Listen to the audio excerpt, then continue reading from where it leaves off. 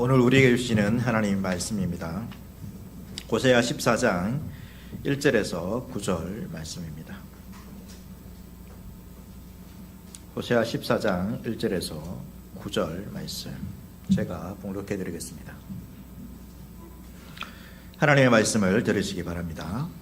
이스라엘아, 내 하나님 여호와께로 돌아오라. 내가 불의함으로 말미암아 엎드려 졌느니라. 너는 말씀을 가지고 여호와께로 돌아와서 아뢰기를 모든 불의를 제거하시고 선한 바를 받으소서. 우리가 수송아지를 대신하여 입술의 열매를 주께 드리리이다. 우리가 앗수르의 구원을 의지하지 아니하며 말을 타지 아니하며 다시는 우리의 손으로 만든 것을 향하여 너희는 우리의 신이라 하지 아니하오리니 이는 고아가 주로 말미암아 긍휼을 얻음이니이다 할지니라. 내가 그들의 반역을 고치고 기쁘게 그들을 사랑하리니 나의 진노가 그들에게서 떠났음이라. 내가 이스라엘에게 이슬과 같으리니 그가 백합화 같이 피겠고 네바론 백항목 같이 뿌리가 박힐 것이라. 그의 가지는 퍼지며 그의 아름다움은 감람나무와 같고 그의 향기는 네바론 백항목 같으리니 그 그늘 아래에 거주하는 자가 돌아올지라. 그들은 곡식같이 풍성할 것이며 포도나무같이 꽃이 필 것이며 그 향기는 네바론의 포도주 같이 되리라.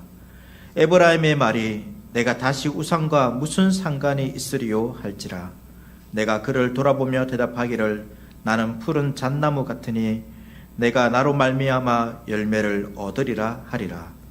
누가 지혜가 있어 이런 일을 깨달으며 누가 총명이 있어 이런 일을 알겠느냐. 여호와의 도는 정직하니 의인은 그 길로 다니거니와 그러나 죄인은 그 길에 걸려 넘어지리라. 아멘. 네, 오늘 말씀은 호세아서 마지막 부분입니다. 그래서 호세아 말씀을 보고 있는 것처럼 호세아는 북이스라엘의 선지자입니다. 여로보암 2세 때였고 북이스라엘이 가장 강성하고 또 풍부했을 때에 그런 하나님의 말씀을 전했던 선지자입니다. 그러나 북이스라엘은 강성하고 풍요했지만 그 당시 하나님과의 언약을 깨뜨리고 있었고 호세아는 그 하나님을 언약을 깨뜨리고 떠난 북이스라엘의 죄를 지적하고 있습니다. 그래서 하나님은 이스라엘의 이러한 언약을 깨뜨린 비정상적인 모습을 보여주기 위해서 호세아에게 무엇을 명령하십니까? 호세아에게 고멜에게 음란한 여인 고멜과 결혼하라라고 명령하시죠. 그리고 그 음란한 여인과 결혼했고 낳은 세 자녀에게 하나님께서 이름을 지어주시는데 좋은 이름이 아니라 저주가 담긴 그러한 이름을 지어주셨습니다. 하지만 호세아는 그들의 죄만을 지적한 것이 아닙니다. 그들에게 하나님께로 돌아가자라고 호소하죠. 고멜과의 결혼, 그의 자녀의 이름을 그렇게 지은 이유가 무엇입니까? 이스라엘의 행동이 말이 되지 않는다는 것을 보여주기 위해서 그렇게 한 것입니다. 그것은 말이 되지 않는다는 것을 깨닫게 해서 그들의 죄악을 깨닫게 하기 위해서 하나님께서 주신 명령인 것이죠. 그러니까 죄를 깨닫게 하는 이유가 무엇이냐면 죄를 깨달아야지만 하나님께로 돌아갈 수 있기 때문입니다. 그래서 우리가 지난 시간에 보았듯이 돌아가자라는 이러한 단어가 호세아에서 많이 나옵니다. 돌아가자, 돌아가자, 돌아가자. 오늘 읽었던 1절 말씀에도 마찬가지죠. 이스라엘아, 내 하나님 여호와께로 돌아오라라고 호세아는 마지막 장에서까지 호소하고 있습니다. 그러니까 호세아가 이스라엘에 선포하고 있는 심판을 선포하고 그들의 죄를 지적하는 이유가 무엇이라는 것입니까? 돌아오라는 것입니다. 너희가 그렇게 있다가는 망하게 되기 때문에 결국 멸망하게 되기 때문에 돌아오라라는 것이 호세아의 메시지의 중요한 부분이라는 거죠. 호세아의 마지막 장인 14장입니다. 다시 한 번 더 이스라엘 백성들에게 돌아오라라는 이 말씀을 주시면서 이스라엘 백성들이 하나님께로 돌아올 때 어떤 태도로 돌아와야 하는지, 그리고 돌아올 때 하나님께서 그들을 어떤 모습으로 회복하시는지를 말씀해 주고 있습니다. 그리고 이 모든 것을 종합해서 하나님의 백성은 어떠한 삶을 추구해야 하는지를 한마디로 한 절로 요약해 주고 있는 것입니다. 하나씩 보도록 하겠습니다. 이스라엘 백성들이 하나님께 돌아오라라고 말하고 있으면서 호세아는 그냥 돌아오라는 것이 아니라 돌아오는 백성들이 가져야 되는 태도가 있다라고 말하고 있습니다. 첫 번째는 말씀을 가지고 돌아와야 됩니다. 2절 전반부에 보시면 너는 말씀을 가지고 여호와께로 돌아와서라고 말하고 있죠. 그러니까 그냥 돌아오라라고 말하고 있지 않습니다. 말씀을 가지고 돌아오라는 거죠. 그 이유에 대해서 지난 시간에 잠시 살펴보았습니다. 회개라는 것은 여러분 단순히 감정적인 반성이 아닙니다. 내가 잘못했구나. 그것이 아니라는 거죠. 그러니까 분명 이 감정적인 반성도 있어야 됩니다. 아무런 마음의 인식의 변화 없이 그냥 회개를 어떻게 보면 종교적인 절차처럼 생각할 수도 있습니다. 어떤 대가를 치르면 그 죄의 대가가 사라지는 것처럼, 그러니까 이 종교적으로 하나님께 회개기도 한 번 하면 회개기도를 했기 때문에 그러한 절차를 거쳤기 때문에 어떤 마음이나 그 삶의 변화 없이 그러한 절차를 거쳤기 때문에 내 죄가 사라졌다. 그 당시에 이스라엘 백성들 가운데는 어떤 절차가 있습니까? 제물을 가지고 제사를 드리러 가는 것이죠. 제물을 가지고 제사를 드리면 제물을 바치면 그냥 내 죄가 사해졌다라고 생각하는 겁니다. 자신의 어떤 마음이나 자신의 행동과 상관없이 그러한 절차만 거치면 자신의 죄가 사해졌다, 회개했다라고 생각하는 것이죠.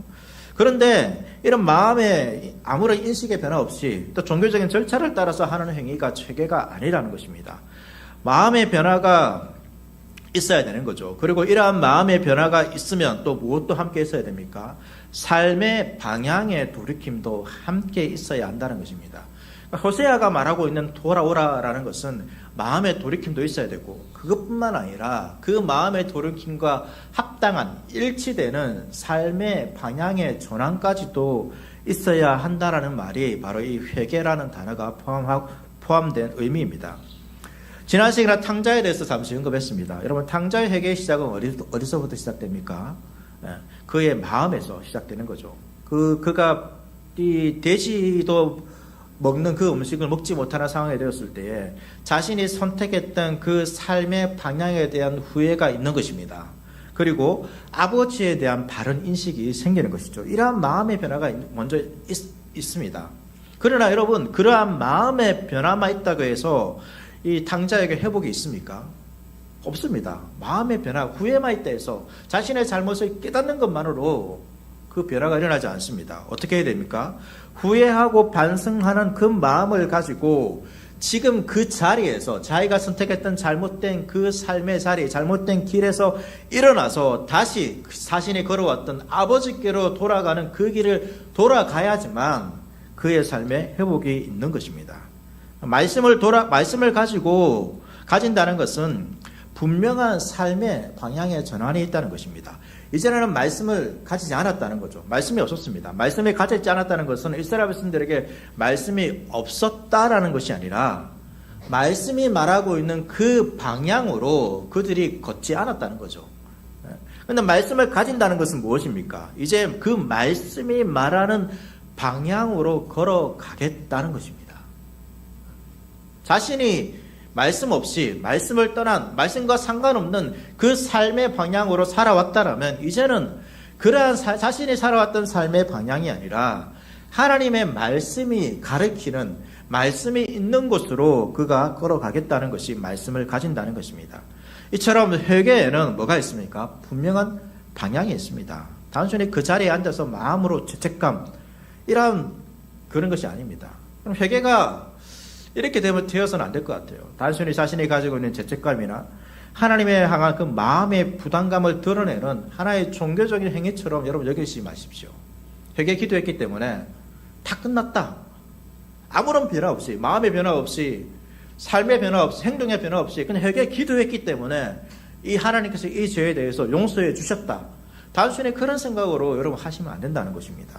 그냥 마음의 부담감을 드러내기 위해서, 나의 잘못을 드러내기 위해서 여러분 회개를 사용해서는 안 됩니다.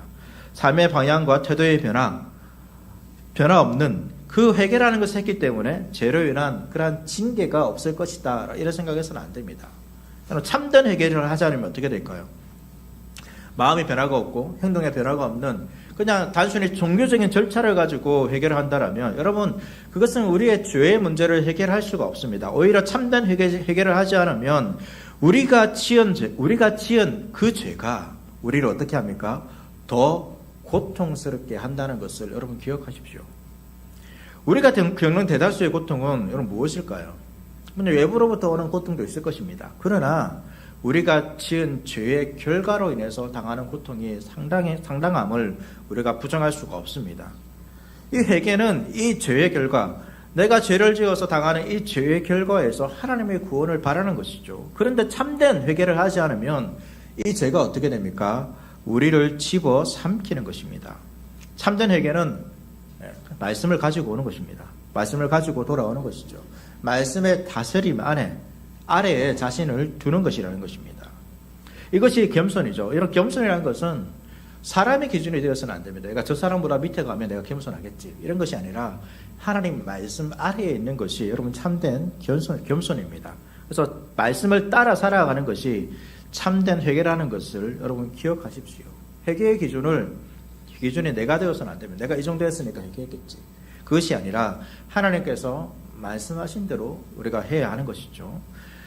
탕자가 아버지께 돌아가듯이 여러분 회개는 무엇입니까? 말씀드린 것처럼 말씀으로 돌아서는 것입니다. 말씀을 가지지 않는 회개, 말씀을 붙들지 않는 회개, 말씀이 없는 회개는 무엇입니까? 참된 회개가 아니라는 것을 여러분 기억하셔야 됩니다. 두 번째 가져야 할 태도가 뭐냐면 하나님께 돌아오는 백성은 불의가 제거되도록 기도하고 선을 행해야 한다는 것입니다. 2절 후반절 말씀 보시면 모든 불의를 제거하시고 선한 바를 받으소서 우리가 수송아지를 대신하여 입술의 열매를 주께 드리리이다. 이스라엘 백성들이 1절에 보면 이스라엘 백성들이 엎드려졌다라고 말하고 있습니다. 엎드려졌다라는 이 표현은 약해지고 실패했다는 것이죠. 실패한 이유가 뭐냐면 그들의 불의 때문입니다. 그럼 불이라는 것은 기준이 있는데 의를 행해야 되는데 의를 행하지 않았다는 것이죠. 그런데 이 단어의 어근이 뭐냐면 구부러지다 휘다입니다. 그러니까 불이라는 것은 하나님의 길에서 벗어나 삐뚤어진 길, 구부러진 길로 가는 것을 말하고 있는 것이죠. 실수가 아니라 의도적이고 고의적으로 계속해서 그 길을 걸어가는 것이 불이라는 것입니다. 이스라엘이 했던 불의가 무엇입니까? 이들은 하나님 말씀을 외면했습니다. 하나님만을 예배해야 되는데 하나님만을 예배하지 않았습니다. 우상을 숭배했죠. 그들은 하나님만을 또 의지해야 되는데 그들의 힘과 강대국의 힘을 의지한 것입니다. 요즘 새벽에 이제 아모스 말씀을 보고 있는데요. 이 아모스도 선지자입니다. 이 선지자가 언제 살았냐면 호세아와 동일한 시대를 살았습니다. 여로보암 2세 때 선지자로 하나님께서 부르셔서 활동했는데, 근데 특이한 것은 이 아모스는 북이스라엘 사람이 아니라 남유다 사람입니다. 남유다 사람을 불러서 북이스라엘을 심판하게 하는 거죠. 왜냐하면 보다 객관적으로 그들의 민족을 판단할 수 있기 때문입니다. 그런데 아모스가 특별히 이스라엘의 죄를 지적하고 있는 부분이 뭐냐면 공의와 정의가 바르게 나타나지 않고 있다는 것을 지적하고 있습니다. 이 여로보암 2세 때 풍요로워졌죠. 그럴 때 갑자기 상류층이 생겼습니다. 그런데 이 상류층이 이스라엘의 약한 자들, 가난한 자들과 함께 잘 살아야 되는데 그것이 이스라엘의 보편적 율법 가운데 담긴 그런 말씀입니다. 같이 살아야 되는데 오히려 그 부한 자들이 부하게 되었음에도 더 부해지기 위해서 어떻게 할까요? 없는 자들, 약한 자들, 가난한 자를 더욱더 압제하고 그들의 것을 약탈하는 더욱더 향락을 누리고 사치스럽고 상아로 집을 만들고 화려한 미술품이라든지 공예품을 갖추고 더 그런 삶을 살았다는 것입니다. 그러한 그들의 죄악들을 지금 지적하고 있는 것이죠. 그것이 이스라엘의 불의라는 것입니다. 하지만 하나님께 돌아오는 백성은 어떻게 해야 됩니까? 이 불의를 제거해야 하고 선을 행할 수 있도록 하나님께 간구해야 하는 것입니다. 이것이 우리가 걸어갈 방향입니다. 하나님을 믿는 이유는 내가 걸어가는 이 길을 잘 가기 위해서 여러분 믿는 것이 아닙니다. 나의 길을 위해서 하나님을 믿는 것이 아니라 하나님의 길이 옳고 내가 진정으로 걸어가야 할 길이 그 길이 하나님의 길이 나의 길이라고 고백하고 믿는 자들이 바로 하나님을 제대로 믿는 하나님 믿는 자들의 모습이라는 것입니다. 하나님께서 그 길을 우리에게 주셨다는 것이죠. 그리고 그 길을 걸어갈 때 우리에게 필요한 모든 것을 다 주셨습니다. 때로는 아직 사탄의 세력에 기쳐서 어려움이 있지만 그 길을 계속 걸어갈 때에 하나님께서 우리에게 베푸신 것이 얼마나 풍성하고 놀라운 것인지를 우리가 알 수 있게 되고, 그리고 그 과정들을 통하여서 무엇을 알 수 있습니까? 이 길의 마지막에 있는 주님께서 재림하실 때 우리에게 주신 그 영광스러운 모습이 얼마나 상상할 수 없을 만큼, 표현할 수 없을 만큼 위대하고 놀라운 것인지를 우리가 더욱더 굳건하게 믿고 걸어갈 수 있게 된다는 것입니다. 호세아는 이렇게 말합니다. 숫송아지 대신 입술의 열매를 주께 드리자. 이 숫송아지는 형식적인 제사입니다. 자신의 죄를 용서받기 위해서 그냥 제물만 가지고 오는 것이죠. 그러나 말씀드린 것처럼 제물만 드린다고 여러분 죄가 용서받는 것은 결코 아닙니다. 그냥 이 자리에 예배의 자리에 참석했다고 해서 우리의 죄가 용서받는 것이 아니라 참석했다 해가지고 저절로 은혜를 받는 것이 아니라는 것입니다. 그러니까 종교적인 우리의 마음이나 우리의 어떤 행동에 의지적인 행동이 없다라면, 감정과 의지의 모습, 전인적인 주님을 향한 반응이 없다라면, 여러분 이 예배라는 종교적인 어떤 하나의 형식과 절차는 하나님의 은혜를 받을 수 있는 통로가 될 수 없다라는 것입니다. 아무런 유익이 없습니다. 오히려 그렇게 재물을 가져가는 것은 뭐 하는 것입니까? 그냥 손해보는 것입니다. 자신의 재산을, 자신의 시간을, 자신의 힘을 손해보는 것밖에 안 됩니다. 형식적인 절차로 우리가 정결해지는 것이 아님을 우리가 기억해야 됩니다. 하나님께서 원하시는 것은 무엇입니까? 그 절차를 따르면서 우리의 입술에 고백이 있기를 원한다는 것입니다. 입술의 고백이라는 것은 참되고 진실된 고백입니다. 참된 회개와 진정한 찬양과 예배, 삶의 변화에서, 그러니까 나의 삶의 변화도 포함된 그 고백이 입술의 고백입니다. 저는 우리의 예배가 이런 형식적인 예배가 되지 않기를 원합니다. 하나님께 나와 예배 드리는데, 예배 드리는 이유가 하나님께 예배 드리면 무언가 주시겠지, 단순히 그러한 마음에서 우리가 예배 드리지 않기를 원합니다.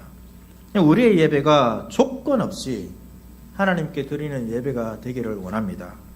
당연하고 마땅한 예배가 되기를 원합니다. 예배 자체가 무엇입니까? 무언가 얻기를 원한 것이 아니라 예배 자체가 우리의 기쁨입니다. 여러분, 잔치가 있는데 잔치에 참여하는 것 자체가 기쁨이지 않습니까? 그런 것처럼 예배 자체가 우리의 기쁨이고, 이것이 하나의 형식적인 절차가 아니라 예배를 기뻐하고 마땅하게 생각하고 예배를 드릴 수 있는 그러한 자격 주심을 우리가 기뻐하고 감사하면서 우리가 예배 드려야 할 것입니다. 이것이 하나님께서 원하시는 두 번째 태도입니다. 회개하고 우리가 선한, 하나님께서 마땅한 그러한 예배를 드리는 것입니다. 세 번째는 뭐냐면 하나님만을 예배하고 의지해야 한다는 것입니다. 3절 말씀을 보겠습니다. 우리가 앗수르의 구원을 의지하지 아니하며 말을 타지 아니하며 다시는 우리의 손으로 만든 것을 향하여 너희는 우리의 신이라 하지 아니하오리니 이는 고아가 주로 말미암아 긍휼을 얻음이니이다 할지니라. 앗수르의 구원을 의지하지 않는다라는 것은 강대국의 힘을 의지하지 않는다는 거죠. 말을 타지 않는다는 것은 그들의 말은 군사력을 의미합니다. 자신의 군사력을 의지하지 않는다는 것입니다. 그 당시 여로보암 2세 때가 이제 북이스라엘이 솔로몬 이후로 이제 계속해서 영토가 줄어들었는데요. 여로보암 2세 때에 솔로몬이 차지했던 그 영토만큼 넓어졌습니다. 그만큼 군사력이 있다는 것이죠. 근데 그러한 군사력을 이들이 의지했는데 군사력을 의지하지 않는 것입니다. 그리고 우리의 손으로 만든 것은 우상이죠. 그러니까 우상을 의지하지 않는 것입니다. 호세아는 마치 고아와 같이 하나님만을 의지한다라고 말하고 있습니다. 의지해야 한다라고 말하는 것이죠. 그럼 고아는, 절박한 고아는 어떻게 합니까? 자신을 도와줄 그 사람을 간절히 바랍니다. 그 사람만 바라는 것이죠. 그 고아와 같은 마음으로 우리가 어떻게 해야 됩니까? 주님만을 바라보라는 것입니다. 주님 외에는 여러분 우리의 도움이 없는 것입니다. 베드로는 이렇게 말하죠. 갓난 아이들 같이 순전하고 신령한 젖을 사모하라. 그러니까 아이가 그 젖을 사모하는 것처럼, 그것이 없으면, 그러니까 아이가 배고플 때 그 젖을 물러이면 어떻습니까? 그 먹기 전까지 우는 것을 멈추지 않습니다. 무언가 먹어야 되는 거죠. 그러한 간절함이 우리 가운데 있어야 돼요. 하나님을 향한 간절함이 우리에게 있어야 한다는 것입니다. 호세아는 그렇게 간절한 고아처럼, 절박한 고아처럼 주님의 은혜와 긍휼을 구하는 자가 되어야 한다라는 것이죠. 이것이 우리가 가져야 되는 자세입니다. 다른 것이 우리의 도움이라는 그러한 말에 여러분 영 쏙지 마십시오. 요즘 보이스피싱이 보이스피싱으로 인한 피해가 엄청나지 않습니까? 혹시 전화 받아보신 적이 있습니까? 네. 없습니까? 아무도 없습니까? 예, 별로 가진 게 없어가지고. 사람을 가리지 않겠죠. 가리지 않습니다. 여러분, 저는 예전에 보이스피싱 처음 들었을 때, 진짜, 나이 드신 분들만, 주로 타겟이 그런 분이었잖아요. 그런 분들만 당한다는데 젊은 사람도 꽤 당합니다. 그건 너무나도 방법이 교묘하기 때문에, 그러니까 좀 때로는 무섭게 갑자기 법원이나 경찰에서 뭐 공문을 보내는 거죠. 진짜처럼 보내가지고. 예. 그렇게 해가지고 이게 빼가는 것들이 너무나도 많습니다. 그런데 여러분, 신앙에 영적인 보이스피싱입니다. 어떻게 보면. 그런 것도 있는 거죠. 무엇입니까? 하나님만 믿고 살아가기는 불안하다는 것입니다. 그것만 믿고 살아갈 수 있냐는 것이죠. 그거 안전한 데로 옮겨라. 그러잖아요. 돈 빼가지고 우리가 안전한 데로 보호해 줄 테니까 안전한 데로 옮겨라. 그러지 않습니까? 그걸 팍 빼가지고 옮기지 않습니까? 그럼 그 사람들이 그렇게 하는 거죠. 네 인생을 하나님에게만 다 맡기기에 괜찮냐는 거죠. 불안하지 않냐는 겁니다. 조금 빼가지고, 어느 정도 빼가지고 다른 곳에 맡겨야지, 안전한 곳에 두라라고 말하는 것입니다. 이런 말에 영적인 보이스피싱과 같은 말이 지금도 넘쳐나는 거죠. 사기꾼들도 있습니다. 그럼 사기꾼들은 어떻게 합니까? 자신에게 맡기면 훨씬 더 많은 이익을 보게 될 것이다. 그렇게 도와주지 말고 우리 쪽에 맡기라는 거죠. 우리 인생도 마찬가지입니다. 그분들은. 이렇게만 있지 말고 그렇게 하면 이것밖에 안 되잖아. 우리한테 맡겨. 우리 쪽으로 와. 그러면서 더 많은 거 줄 거야. 더 많은 이익을 얻을 수 있어요. 너의 인생이 더 풍성해질 거야. 더 위대해질 거야. 더 뛰어날 거야. 그렇게 여러분 사기를 친다는 것입니다. 그런 영적 사기꾼들이 있습니다. 그러나 기억하십시오. 우리의 인생이 하나님을 벗어나 다른 것을 의지하게 되면 오히려 어떻게 됩니까? 그것이 우리를 집어 삼킨다는 것을 기억하십시오. 돈을 추구하게 되면 결국은 돈이 어떻게 합니까? 우리를 집어 삼킵니다. 돈에 의해서, 돈이 주인이 되어서 이렇게 끌고 다니는 거죠. 돈이 있는 곳으로 가는 것입니다. 권력을 추구하게 되면 어떻습니까? 권력이 우리를 집어 삼킵니다. 쾌락을 추구하게 되면 쾌락이 우리를 집어 삼키고, 인기와 명예를 추구하게 되면 그것을 집어 삼킵니다. 요즘 많은 연예인들이나 또 유튜버들이 자신의 인기를 원해서 하면, 조회수를 원해서 하면 불법, 사람들을 모함하는 것 타지 않습니까?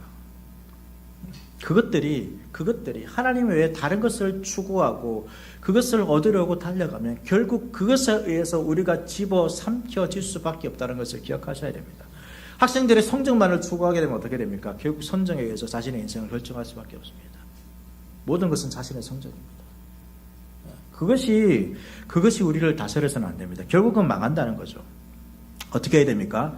하나님만을 의지해야 됩니다. 때로는 이런 생각이 들 때가 있습니다. 하나님만을 의지하는 것, 아무런 변화가 없는 것처럼, 아무런 유익이 없는 것처럼 이렇게 보일 수도 있습니다.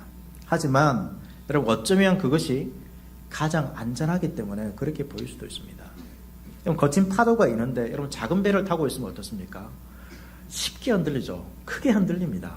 근데 파도가 있는데 아주 큰 배를 타고 있다 생각해 보십시오. 흔들릴까요? 잘 흔들리지 않습니다. 그만큼 안전하기 때문입니다. 우리의 인생도 마찬가지입니다. 하나님에 있는 자들은 거대한 하나님의 보호하심이 있기 때문에 어떻습니까? 세상은 거친 파도가 일어나지만 우리 인생은 별로 흔들리지 않는 것처럼 느껴지는데 그것이 아무런 변화가 없는 것처럼 생각해서는 안 된다는 것입니다. 오히려 흔들리지 않는 것, 변화가 없는 것, 안정을 누리는 것, 평화를 누리는 것이 우리 인생의 참된 복임을 기억하시고, 여러분, 주님 안에 우리가 머물러야 되는 거죠. 주님만을 의지해야 하는 것입니다. 이 세 가지 태도입니다. 말씀을 가지고 돌아와야 되고, 주님, 우리의 불의를 회개하고 선하게 주님의 뜻을 따라 살아야 되고, 주님만을 의지하면서 그러한 마음을 가지고 우리가 주님께 돌아와야 합니다. 그것이 주님께 돌아오는 백성들의 세 가지 모습이라 할 수 있습니다. 이러한 태도를 가지고 주님께 돌아올 때 하나님께서 어떻게 하십니까? 하나님께서 우리를 회복시키십니다. 4절 말씀입니다. 내가 그들의 반역을 고치고 기쁘게 그들을 사랑하느니 나의 진노가 그들에게서 떠났습니다. 이스라엘 백성들이 하나님을 향한 반역과 불의로 병들었죠. 그러나 하나님께서는 돌아온 그 백성들을 고치십니다. 그리고 그들의 반역을 잊고 그들을 다시 사랑하겠다라고 하십니다. 마치 호세아가 다른 남자를 찾아 떠난 고멜을 찾아가서 다시 값을 주고 그 노예의 값을 주고 데려오는 것과 마찬가지죠. 여러분, 이것이 성경의 이야기입니다. 성경은 우리를 향한 그 하나님의 마음의 이야기입니다. 사랑의 이야기입니다. 요한복음 3장 16절 우리가 잘 알지 않습니까? 하나님이 세상을 이처럼 사랑하사 독생자를 주셨으니. 왜 독생자를 주셨습니까? 사랑하사. 우리가 잘 믿기 때문에, 신실하기 때문에. 그런 이유가 아니라 사랑하사. 이는 그를 믿는 자마다 멸망하지 않고 영생을 얻게 하려 하심이라. 하나님이 저와 여러분들을 사랑하십니다. 그 하나님께서 우리를 사랑하시는데 그 사랑하신다는 이런 그 말만 아는 것이 되어서는 안 됩니다. 그냥 암송하고 그것으로 끝나서는 안 된다는 것입니다. 하나님께서 어떻게 우리를 사랑하시는지, 그 하나님께서 우리를 사랑하기 위해서 어떠한 일을 행하셨는지 여러분 우리가 알아야 됩니다. 성경의 이야기는 여러분 그러한 이야기입니다. 구약에 보면 엄청난 반역의 이야기가 있죠. 근데 그 반역과 반역을 거듭하는데 하나님께서 마지막에 우리에게 하시는 말씀이 무엇입니까? 내가 그럼에도 너를 사랑한다는 것입니다. 그럼 반역한 사람을 사랑할 수 있습니까? 여러분의 인생에서 그럼 여러분은 배신한 사람을 사랑할 수 있습니까? 배신했는데 또 분명하게 믿을 만한 것이 없어요. 그렇지 않습니다. 우리가 주를 믿는다, 주님께 회개하고 돌아왔지만 여러분 우리가 얼마만큼 믿을만 합니까? 옆에 한번 보십시오. 여러분 옆에서 분들 믿을만 합니까? 우리도 우리를 믿지 못해요. 우리가 뭐 선택하셔서 평생을 이제 배우자에게 자신의 인생을 맡겼지만 때로는 가끔씩 내가 왜 그런 선택을 했을까? 뭐 이런 생각이 혹여나 간혹 우리가 그런 생각이 들 수도 있지만 우리도 그렇지 않습니까? 나 자신도 그렇지 않습니까?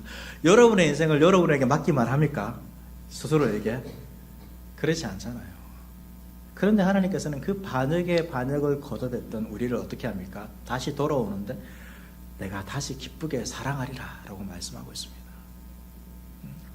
그리고 어떻게 합니까? 여전히 우리가 신실하게 사랑하지 못함에도 하나님께서 내가 너희를 반드시 나를 신실하게 사랑하는 자로 만들겠다라고 하는 것이 여러분 성경의 이야기입니다. 그러한 하나님의 사랑을 여러분 우리가 기억해야 되고, 그런데 우리가 그 사랑을 또 너무 가볍게 여겨서는 안 됩니다. 하나님께서 우리를 사랑하시기 때문에 그냥 죄 지어도 용서해 주시겠지, 또 사랑해 주시겠지, 그 하나님의 사랑을 여러분 가볍게 생각해서는 안 된다는 것입니다. 우리는 우리가 취한 죄에 대해서 여러분 온전한 대가를 치르지 않습니다. 하지만 주님은 어떻습니까? 주님은 우리의 죄에 대해서 온전한 대가를 치르셔서 사랑하셨다는 것을 여러분 기억하십시오.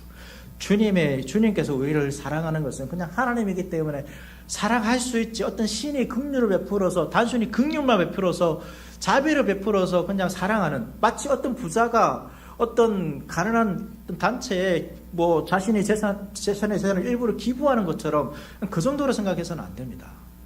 그것도 대단한 것이죠. 그러나 그 정도가 아니라는 것입니다. 하나님은 우리의 죄에 대한 온전한 대가를 치르셨습니다. 자신의 생명을 내어주시면서 우리가 죽어야 되는데 그 하나님이 죽으심으로 우리를 사랑하신 사랑이 그 사랑입니다. 그 사랑으로 반역한 배신한 그들을 여전히 사랑하겠다는 것입니다. 그 사랑의 이야기가 여러분 잘 나타난 것이 예수님께서 베드로를 찾아가신 것이죠. 내가 절대로 주님을 배반하지 않겠습니다. 다 떠나도 내가 마지막까지 남아있겠습니다. 그렇게 단호하게 예수님께 말했습니다. 그런데 그 베드로가 어떻게 했습니까? 예수님을 부인했습니다. 나중에 보면 예수님을 저주하며 부인합니다. 그 저주하며 부인한 베드로를 예수님이 어떻게 하시죠? 반역한, 배반한 그 찾아와서 사랑하시죠. 네가 나를 사랑하느냐? 라고 물으면서 그 베드로의 사랑을 회복하는 것입니다. 여러분, 우리의 회복은 언제 일어나냐면 그 하나님의 사랑을 깨달을 때 회복이 일어납니다. 그냥 신앙생활이라는 것은 어떤 지식적으로 아는 것이 아니라 하나님 나를 얼마나 사랑하시는가, 그것을 깨닫게 되면 우리의 모습이 변화되는 거죠. 관계도 마찬가지입니다. 관계도 어떤 대상에 대해서 그 사랑을 깨닫으면 그 사람을 향한 이 마음이 달라지는 것입니다. 사랑이 변화시킨다는 거죠. 깨닫지 못하면 변화가 일어나지 않는 것입니다. 반역하는 자를 또 기쁘게 사랑하는 것, 여러분 이건 말이 안 되죠. 그런데 그 사랑을, 말이 안 되는 그 사랑을 깨달을 때, 우리가 죄인 되었을 때에 우리를 사랑하신 그 아들을 내어주신 그 하나님의 사랑을 진정으로 알 때에, 정말로 우리가 아무런 가치도 없고 가장 밑바닥일 때에 우리를 위해서 모든 것을 내어주신 그 하나님의 사랑을 알 때에 우리가 어떻게 할 수 있습니까? 하나님께 우리의 모든 것을 내어 맡길 수 있는 것이죠. 그 주님께 내어 맡김을 통하여서 그냥 우리 인생에 어떠한 일들이 일어난다 할지라도 우리를 위해서 그 아들까지, 자신의 생명까지, 우리가 아무것도 아니었을 때 모든 것을 내어주신 그 하나님의 사랑을 알기에 우리 인생을 맡기면서 살아갈 수 있게 되는 것입니다. 그 사랑으로 하나님께서는 이스라엘에게 5절에서 내가 이슬과 같이 될 것이다 라고 말하고 있습니다. 이스라엘 지역은 여러분 비가 자주 오지 않습니다. 그래서 이 이슬이라는 것이 농작물에게 매우 중요합니다. 이슬이 내리지 않으면 생명이 자랄 수가 없습니다. 곡식을 거둘 수 없죠. 그래서 하나님께서 이슬이 되신다는 것은 하나님께서 이스라엘의 생명의 근원이 되어 주신다는 말씀입니다. 본래 생명의 근원이 누구이십니까? 하나님이시죠. 그 관계가 회복되는 것입니다. 하나님이 이슬이 되심으로 그 이외에 여러 가지 표현들, 이스라엘이 여러 가지 모습이 되는데요. 그 여러 가지 표현들이 어떤 식물의 모습으로 쭉 묘사되고 있습니다. 백화파, 백항목, 감람나무, 풍성한 곡식, 포도나무. 이러한 나무들, 이러한 나무들은 매우 좋은 것입니다. 화려하고 좋고 강인하고 풍성함을 나타내는 모든 단어입니다. 그러니까 구약에서 이 하나님 나라를 모사할 때, 하나님 나라가 기쁘다는 것을 모사할 때 쓰는 단어들이 바로 이러한 나무들로 사용되는 단어들입니다. 하나님 나라가 이렇다는 거죠. 이것이 우리가 꿈꾸는 나라입니다. 그런데 중요한 것은 어떻게 이렇게 됩니까? 하나님께서 그들의 이슬, 즉 생명이 되어 주실 때에 되는 것입니다. 우리가 하나님께 돌아가면 하나님께서 우리에게 이슬이 되어 주십니다. 이슬이 되어 생명이 되어 주시는 거죠. 우리의 생명은 몇 년 삽니까? 80년, 길게 100년, 요즘 그렇게 보고 있지 않습니까? 우리가 살아가는 생명은 80년, 100년짜리 생명입니다. 그런데 하나님께 돌아가면 하나님께서 우리에게 주시는 생명은 얼마나 됩니까? 영원한 생명입니다. 여러분, 우주가 얼마나 큰지 아십니까? 아직 우주의 끝을 우리가 알 수 없습니다. 끝에 도달할 수도 없습니다. 뭐 학자들은 이 우주가 아직도 팽창되고 있는데 빛의 속도보다 더 빠르게 팽창하고 있다고 말하고 있습니다. 그러면 우리는 우주의 끝을 영토로 보지 못합니다. 그리고 지금까지 관측된 우주의 크기가 뭐 250억 광년 이렇게 말하고 더 많이 말하시는 분도 있습니다.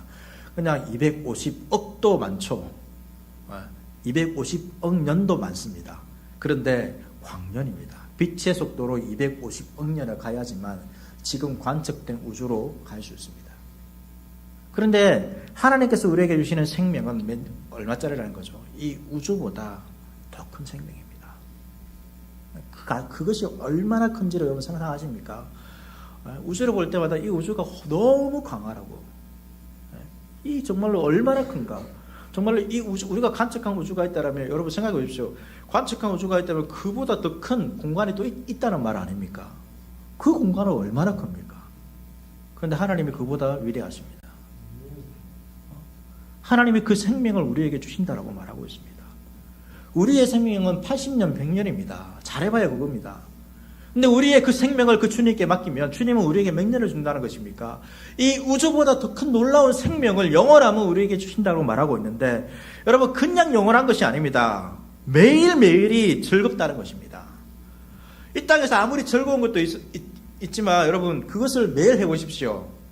매일 즐겁겠습니까? 좀 시간 지나면 어떻게 되죠? 지겨워집니다. 아무리 좋아하더라도, 우리 장로님 낚시 좋아하시는데 365일 낚시만 한다 생각하십시오. 기쁘겠습니까? 1년은 괜찮을 수도 있겠죠. 뭐. 평생을 낚시만 한다 생각해 보십시오. 기쁘겠습니까? 대답을 안 하시는데 기쁜가 봅니다. 그럴 수도 있겠죠. 뭐 그런 분도 있겠죠. 뭐 자기가 좋아하는 거 하면. 근데 한계가 있죠. 근데 주님 영원한 생명 가운데 여러분 매일매일이 기쁘다는 것입니다. 매일매일 기쁜 일이 있다는 것입니다. 그냥 영원히 사는 것이 아닙니다. 매일 기쁨이, 즐거움이 넘치는 그 하루하루가 보람이 있는, 가치가 있는 그러한 삶을 하나님께서 우리에게 주시는 것이죠. 그것이 하나님께서 이스라엘에게 약속하신 복입니다. 오늘 우리에게 주신 복입니다. 그렇기 때문에 어떻게 해야 됩니까? 우리가 걸어가는 길, 그냥 80년, 100년을 살아가기 위해서 걸어가는 이 길이 아니라 그 길에서 돌이켜서 주님께서 우리에게 보여주신 그 길로 걸어가는 것이죠. 그것이 우리에게 주님께서 주시고자 하는 것입니다. 호세아서는 마지막에 이렇게 이야기하고 있습니다. 9절 말씀입니다. 여러분 9절 말씀 같이 읽도록 하겠습니다. 시작. 누가 지혜가 있어 이런 일을 깨달으며 누가 총명이 있어 이런 일을 알겠느냐. 여호와의 도는 정직하니 의인은 그 길로 다니거니와 그러나 죄인은 그 길에 걸려 넘어지리라. 호세아는 마지막에서 이렇게 묻습니다. 누가 지혜 있는 자인가? 누가 총명한 자인가? 묻죠. 누구입니까? 답을 말해주고 있습니다. 여호와의 도는 정직하니 의인은 그 길로 다니거리와. 여호와의 도를 따라, 말씀을 따라 걸어가는 자들입니다. 주님의 길을 걸어가는 자들입니다. 왜 이런 질문을 던지고 있습니까? 지혜 있는 자가 되라는 거죠. 이스라엘을 향하여 총명한 자가 되라는 것입니다. 오늘날 우리를 향하여서 엉뚱한 길로 가지 말고 굽은 길로 가지 말고 주님께서 우리에게 보여주신 길이 있는데 그 길로 걸어가라는 것입니다. 그 길로 걸어가는 자가 지혜 있는 자고 그 길로 걸어가는 자가 총명한 자라고 말하고 있습니다. 시편 1편 2절에는 복 있는 사람은 오직 여호와의 율법을 즐거워하여 그의 율법을 주야로 묵상하는 자더라. 복 있는 사람은 누구입니까? 주의 말씀을 즐거워하고 주의 말씀을 묵상하는 자라고 말하고 있습니다. 예수님께서도 이렇게 말씀하셨습니다. 누구든지 나를 따라오르거든 자기를 부인하고 자기 십자가를 지고 나를 따를 것이니라. 누구든지 자기 목숨을 구원하고자 하면 잃을 것이요 누구든지 나와 복음을 위하여 자기 목숨을 잃으면 구원하리라. 우리가 걸어가야 할 길이 있습니다. 그 길은 주님께서 걸어가야 할 길입니다. 주님은 길과 진리가 되셔서 우리에게 길을 알려주셨습니다. 우리는 길 잃은 자였죠. 그런데 주님께서 그 길을 알려주기 위해서 이 땅에 오셨습니다. 그런데 여러분 어떠한 길이 우리에게 더 유익이 있는 것입니까? 자기 인생을 위해서 80년, 100년의 그 목숨을 구원하기 위해서 자기의 길을 걸어가는 자들은 이 80년, 100년의 인생의 길은 얻을 수 있을지라 모릅니다. 그러나 결국은 어떻게 됩니까? 모든 것을 다 잃습니다. 그러나 주를 위해서 목숨을 잃으면 80년, 100년의 인생을 주님께 드리고 주님의 길로 걸어가면 그 주님께서는 우리에게 무엇을 주신다는 것입니까? 영원한 생명을 주신다라고 말씀하고 있는 것입니다. 여러분 무엇이 더 이익입니까? 80년, 100년의 인생을 가지고 사는 것이 나에게 이익입니까? 아니면 80년, 100년의 인생을 주님께 드리고 주님께서 나에게 주시는 것을 가지는 것이 더 이익입니까? 상식적인 사람이라면 주님께서 주시는 것을 가지는 것, 80년, 100년이 아니라 영원한 것을, 내가 80년, 100년을 줬는데 쉬운 말로 내가 10,000원을 줬는데 억을 준다는 것입니다. 누가 10,000원을 주고 억을 안 받을 사람이 있습니까? 그 어리석은 사람이죠. 말이 안 되는 것입니다. 주님께서 그 말입니다. 네가 10,000원 가지고 평생 가지고 살래? 이 10,000원 나한테 주고 내가 주는 것 너 가질래? 주님께서 우리에게 목숨 이렇게 하니까 힘든가 보다 이렇게 생각하지만 그것이 아니라는 것입니다. 우리의 목숨은 우리는 그렇게 대단한 것처럼 보이지만 80년, 100년입니다. 그것이 가치 없다는 것이 아닙니다. 그러나 주님께서 주시는 것과 비교하면 그 가치는 너무 다른 것입니다. 주님께서는 80년, 100년이 아니라 우리에게 영원한 생명, 이 우주보다 더 큰 그 시간의 생명을 우리에게 주시겠다라고 말씀하고 있습니다. 주님께서는 그 길을 보여주기 위해서 오셨습니다. 여러분, 내가 걸어가야 되는 길, 그 길을 부인하십시오. 그리고 주님께서 걸어가신 길, 주의 십자가 지고 주의 말씀을 따라 걸어가십시오. 그 길을 걸어갈 때 어떻게 됩니까? 주님으로부터 참된 회복과 마지막에 영원한 것을, 우리가 상상할 수 없는 것을, 비교할 수 없이 가치로운 것을 얻게 되는 것입니다. 그럼 탕자가 돌아갈 때 어떤 마음으로 돌아갔습니까? 내가 집에 가서 아버지의 종이 되어야 되겠다. 이렇게 돌아갔습니다. 근데 탕자가 돌아왔을 때 아버지가 어떻게 합니까? 종이 아니라 아무것도 묻지 않습니다. 그를 품어 안고 겉옷을 입히고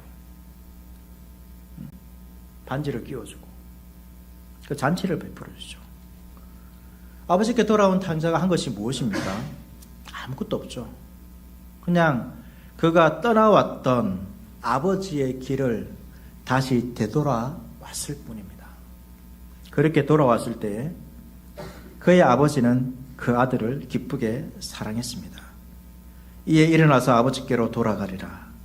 아직 거리가 먼데 아버지가 그를 보고 측은히 여겨 달려가 목을 안고 입을 맞추니. 예수님께서 여러분들을 기다리고 계십니다. 우리를 기다리시는 그 예수님께로 돌아오십시오.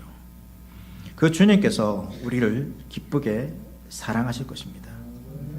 사랑은 여기였으니 우리가 하나님을 사랑한 것이 아니요 하나님이 우리를 사랑하사 우리 죄를 속하기 위하여 화목제물로 그 아들을 보내셨습니다.